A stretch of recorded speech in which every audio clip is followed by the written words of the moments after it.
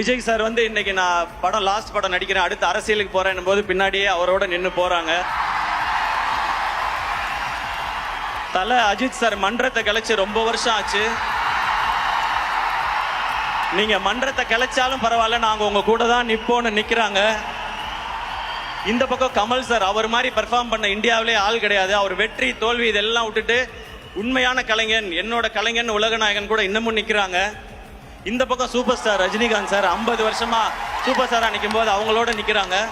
இந்த மாதிரி தான் அடுத்திருக்க Suriya sir, Vikram sir, Simbu sir, Dhanush sir, இவங்க எல்லாருக்கும் ரசிகர்கள் இருக்கிறாங்க. அப்படி போய் அவங்க ரசிகர்களை நம்ம எடுத்துக்க முடியாது. நம்ம ரசிகர்களை சம்பாதிக்கணும்.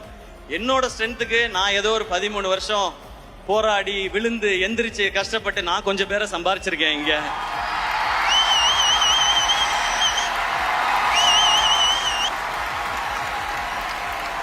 உங்களுக்கும் எனக்கும் இருக்க கனெக்ஷன் ஒன்னே ஒண்ணுதான். என்னுடைய ஃபேன்ஸான என் பிரதர்ஸ் அண்ட் சிஸ்டர்ஸ், உங்களுக்கும் எனக்கும் இருக்கிற கனெக்ஷன் ஒன்னே ஒண்ணுதான்.